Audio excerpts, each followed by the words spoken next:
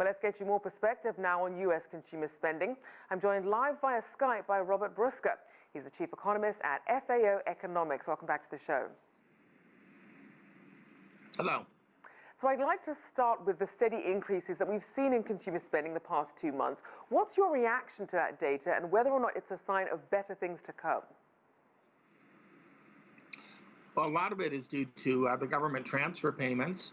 And of course, another substantial chunk is due to the reopening of the economy.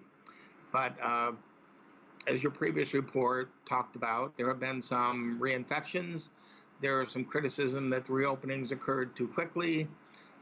The Democrats want to put a program in place to continue to pay high premiums and unemployment insurance that will probably keep people from going back to work as quickly. So despite this pickup in spending, the future is still very murky and dependent not on what any economist thinks, but how the virus reacts and how policy to the virus responds. So then, given this uncertainty then, how do we square this increase in consumer spending with a decrease in household income? What's happening there? Well, a lot of it was that household income was propped up because of these increases in transfer payments. And then subsequently, even as the economy was improving, there have been some increases in the unemployment rate that are apparent in the increase in the weekly jobless claims data that we have seen over the past couple of weeks.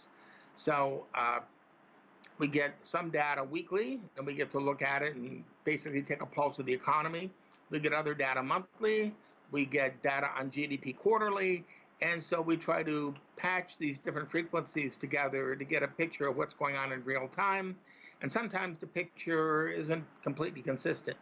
So then, as we look at the demographics then, who is it that's doing this spending? What are they spending on it? And what could be the long-term consequences of spending when you do have so much uncertainty? Well, what's bounced back very quickly is spending on durable goods. Spending on non-durable goods has come back to some extent. But the real problem is that the service sector spending has been weak. And this is a problem for several reasons. One, this is the sector where there's a lot of face-to-face contact between the sector and the consumer. And so a lot of these businesses have not been allowed to open or have not been fully opened, or they opened and then they were restricted. And we're talking about things here like restaurants, movie theaters, a lot of service sector businesses. And so the other issue about this sector is that this is the sector that employs most of the people. So it's really nice that spending on durable goods has really charged back, but a lot of durable goods are produced with a high rate of productivity, so there isn't much labor involved. A lot of them are imported, so they don't stimulate U.S. output at all. And it's the service sector we need to come back, and it's the service sector that faces the highest hurdles and has come the least distance back and is now the most challenged. So at this point, it can be quite hard to sort of gauge how the U.S. economy is doing. On the one hand, you have better consumer sentiment and more consumer spending, but then you have this dismal GDP data that came out on Thursday. What do you make of this? Well, again, like I said, it's a question of timing. You know, the GDP data are quarterly, and in the last month of the quarter, actually spending jumped.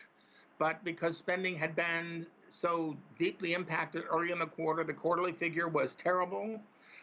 But if you take a look at, for example, June spending over the quarterly average, and if you annualize that, the step up in spending going into Q3 is enormously strong. But of course, that doesn't mean it's going to continue. So you really have to be careful when you patch together different frequencies of data. There's nothing inconsistent about this bounce back in consumer spending in the monthly report and the terrible weakness in the quarterly report. They're entirely consistent with one another. So then what should we be expecting in the months to come, especially as cases continue to rise in several states? And we know that for Americans, there's an estimated $21.5 million owed in back rent. And a lot of people worried about what's going to be happening there as well. Oh, there are terrible problems. Look, I'm an economist. And from the beginning, I said shutting down the economy is going to have all kinds of problems. China is a controlled economy, and they can shut their economy down, and they can bring it back up, and they can deal with their population and their compensation in their own way a lot differently than we can. We have a capitalistic economy. When you start shutting things down, there are knock-on effects. And it's very hard for anybody to predict the knock-on effects. The Democrats pretend like, oh, they can shut the economy down and they can throw some money into the economy and everything's going to be fine. But it's not going to be fine. You're going to miss a lot of people. A lot of entrepreneurs, for example, are losing their money, losing their business, losing their capital. Even if the economy came back tomorrow, a lot of these businesses would simply be gone. Their entrepreneurs can't come back and open their businesses because they no longer have the capital that they once had to run their business. So this is a terrible thing. Let me give you a statistic. For New York City, where I live, I'm not there right now, I'm in Pennsylvania, but in New York City, 8.8 million people, right? There are 18,000 dead. 16,000 of them were people with pre-existing conditions. 2,000 are people with unknown medical conditions. In New York City, there are only 112 people, only 112 people who died of COVID who did not have pre-existing medical conditions. And yet, and these are fewer people that would be killed in traffic accidents over a period of 6 months, yet they shut the city down. To me, this virus is very much overrated. It kills old people, it kills sick people, and the shutdown of the economy is a step way too far and very costly, and we're going to be paying for this for many, many years to come.